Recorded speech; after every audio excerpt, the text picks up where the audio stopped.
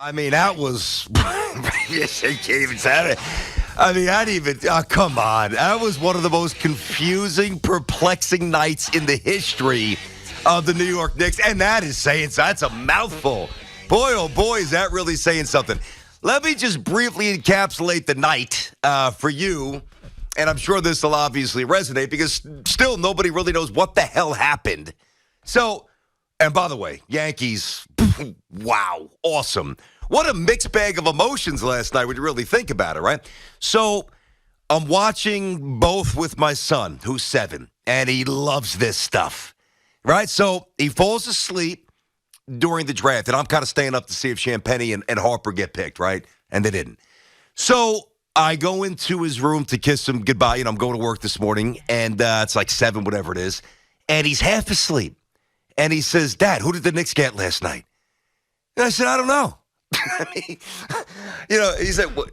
I said, we didn't get anybody. He said, what? He said, how did we not get anybody? All right, listen, there's 2 ways we can do this. We can be responsible or we can be irresponsible. And I'm going to actually go for the former.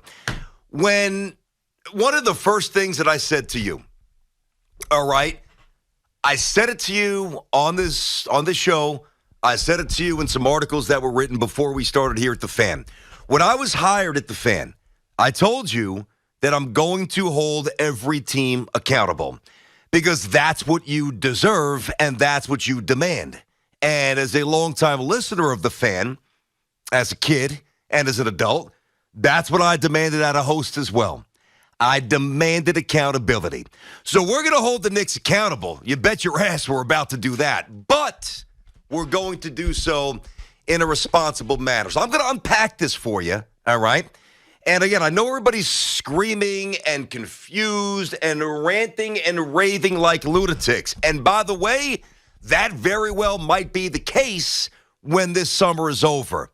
But I've got to stress to you, it's not over yet. Not over yet. Now, that doesn't satisfy your demands for something to happen. Like, yes, of course I wanted Jaden Ivey. Yes, I wanted something to happen. Yes, I would have been pumped if they unloaded Fournier or Randall or Noel or whatever. But here is the bottom line with last night. Well, actually, let me take a step back. So let's say that Leon Rose was hired in March of 2022 rather than March of 2020, right? Last night would have been awesome because you'd say, man, this guy comes in and this guy, he's accruing all these first-round picks. He's got all this equity. Now we can start getting rid of guys that aren't desirable. Fournier, Noel, Burks, all the guys that we really don't want here, right? But the problem with that is that Leon Rose is the one who brought these people here. That's the beauty of this. This is the Knicks. This is the Knicks aspect of all this. The guy, the president, who is allegedly a power broker in the NBA, made all these moves. He co-signed the Randall extension.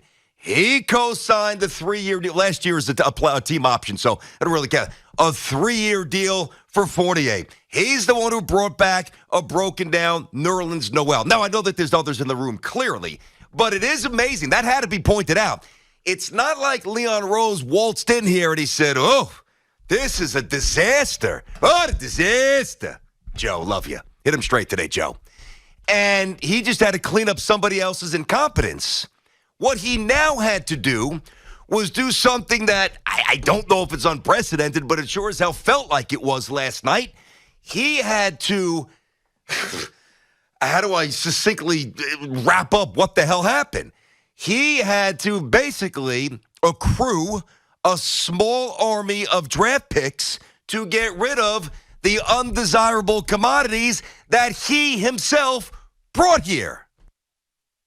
You following me? Now, he's moving mountains to have a chance to get Jalen Brunson. I like Jalen Brunson. I do. Jalen Brunson's a good player. Jalen Brunson ain't a difference maker. He's not. I don't, if you get him, if we don't, 20 million, 25, whatever, I'll be excited because he'll be a million times better than any other, D+, C- point guard they've had in the last 25 years. Basically, for the most part. But honestly, basketball is Jalen, and I know he played very well in the playoffs, and he's ascending. And we know him from Nova. And if you go to Nova, you're tough. Kyle Lowry, and his dad played. His dad's a coach now. I really like Brunson. Is he a star or is he Freddie Van Fleet? I mean, all right. So all this stuff to have a swing at Jalen Brunson.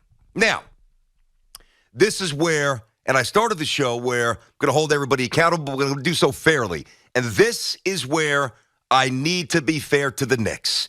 Now, if we had a show last night, I probably would have been fired. Because, like you, I was just, my emotions fluctuated between absolute rage and apathy and acceptance and everything else in between. But let me set this up for you as a possibility. And then we'll talk to you. All right? Can they attach the picks that they acquired to shed themselves of Fournier or Burks or Noel or Randall or maybe even two of the four? The answer is amazingly yes. Okay? Now, Fournier has 3 years left. The third year is a team option. In essence, it's a 2-year deal. Because if he stays here, we ain't picking it up. And if he's dealt, they ain't picking it up. Burks and Noel, both a year to go, all right, with a team option for year 2. In essence, expiring contracts, all right? So and Randall, despite the up and down nature of last season, Randall's a good player. It's not like he's got a 5-year deal at max money. It's not terrible despite what you think. The problem or the conflicting nature of the analysis here is what I just said. It's like, so Leon Rose came here March in 2 years ago, all right? March of 2020, more than 2 years ago. And it's like, why are we at this point now where you've got to be so creative and do things that I almost didn't even know that you could do on draft night? I mean, what? To, one, get rid of people that you don't want, but more directly, get rid of people that you don't want that at one point you wanted. Can somebody explain that to me? The answer is no. Now, the Celtics did something like this, right? And they attached a first rounder and they shed themselves of, I think it was $20 million. You used a first round asset on Kemba Walker, 9.1? I mean, I could pick this apart chapter and verse. And the only reason this is not an epic hit job is because it's not over yet. Now, let me float this at you. Let's say two of the four people that I mentioned, I don't think they'll move Randall, so I'm going to actually put him in a separate category. The Fourniers, the Burks, or the Noels. I gave you their contracts. They're movable. They're manageable. You entice somebody with first-round picks. Okay, if they move two of those three, is there a way, Kyrie Irving, I want no part. I'm not even wasting time on that. No, that's not happening. Is there a way to, I don't know, can you get Donovan Mitchell? I even think the window's shut for Damian Lillard given his age. He's great, but given his age and where the Knicks are now, not ready to win. And obviously, Mitchell's younger, so that's a much different level of appeal. Lillard to me feels like an old Knicks move. Give up everything, get a guy who's great, but he's got about 2 years left in his prime, and by the time he gets here, he's cooked, and we win nothing because he's got nobody around him. I don't want to go through that. Nobody wants that. I tell you, man, we have seen some crazy things with this team, and I was at the Garden for about 7 years straight, right smack in the middle of it, doing the pre- and post-game show. Now, I got stories. I can tell you a story at the practice facility when Stephon Marbury basically locked himself in the trainer's room because Quentin Richardson wanted to kill him.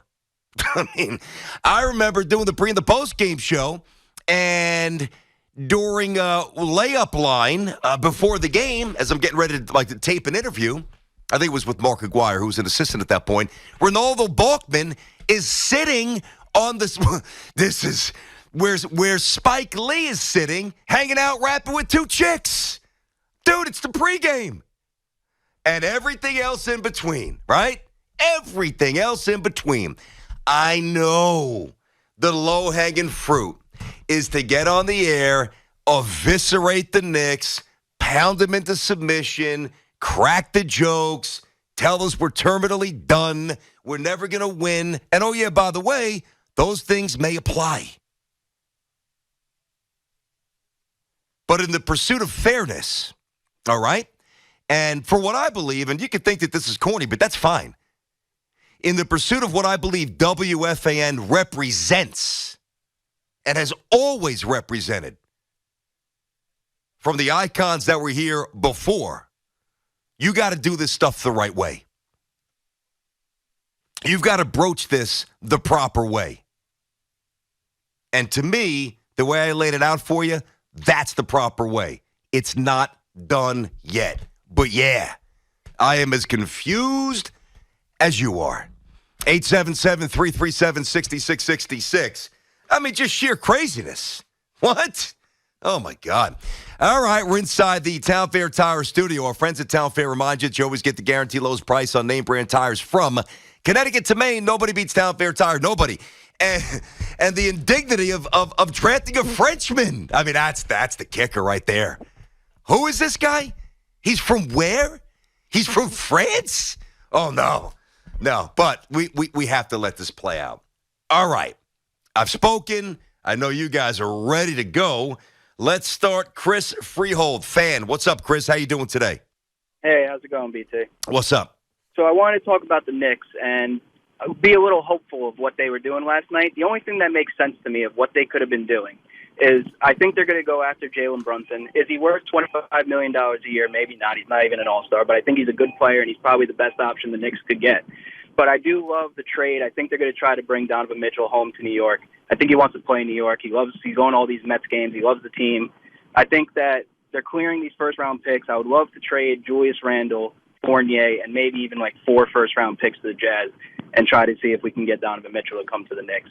And see how you feel. I wanted to ask how you feel. I love it. Yeah, no, but this is, Chris, this is the only way to approach this. It is, I mean, even the analysts last night were utterly confounded. I mean, nobody knew really what was going on. Hell, at one point, thanks for the call, Chris, you had the two biggest newsbreakers in the industry pertaining to the NBA, Woj and Shams, with completely different reports. Now, amazingly, both wound up being right.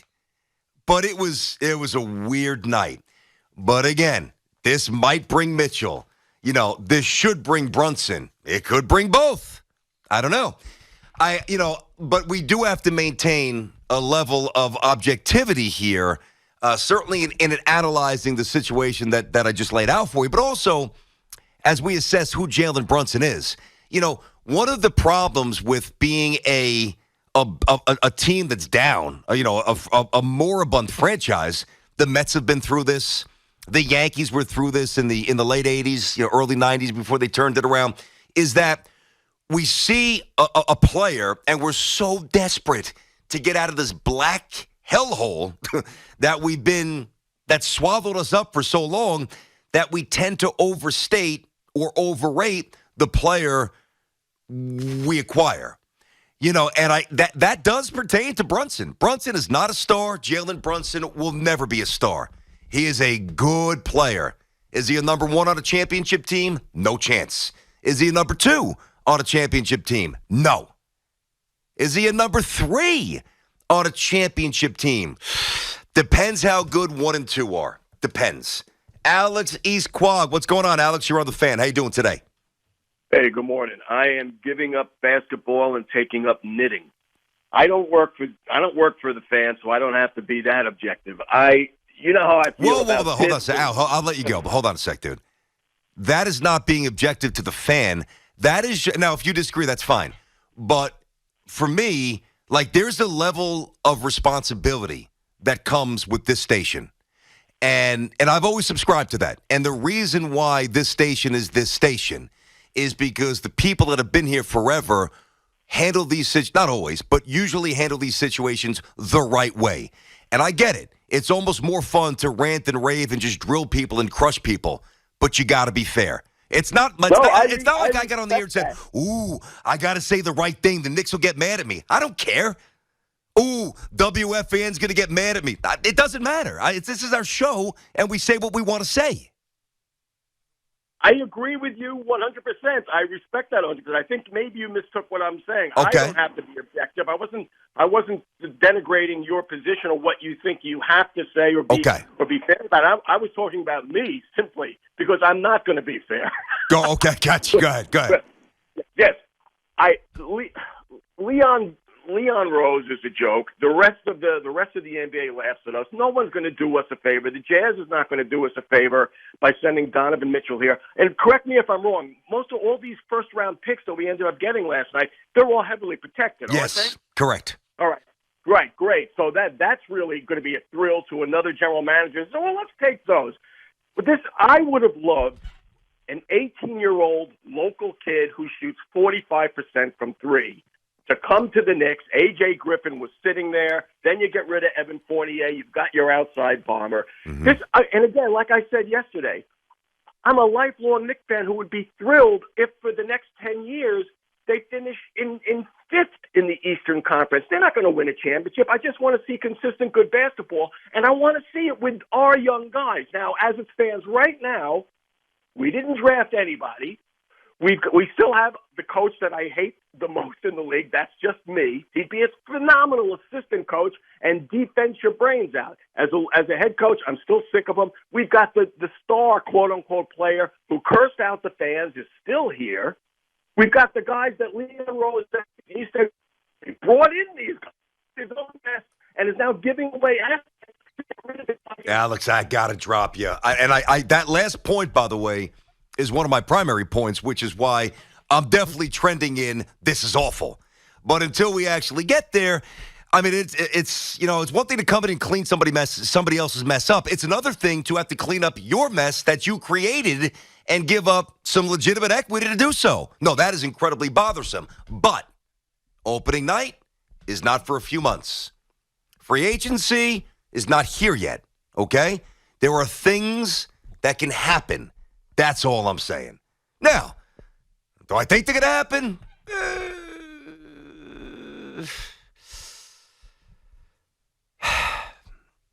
I actually think something's going to happen. I do. I know that that's counterintuitive to everything that they've given us. Everything that they've given us to react to. Everything that I don't know why I feel that way. And maybe it's a real misguided emotion. And I'll have to get on the air and correct this in 2 weeks and level everybody. And I will. But I just think, not that it's a home run move, but you can't convince me that they did all this, right? All this, and they don't get, at the very least, Jalen Brunson. At the least, 877-337-6666.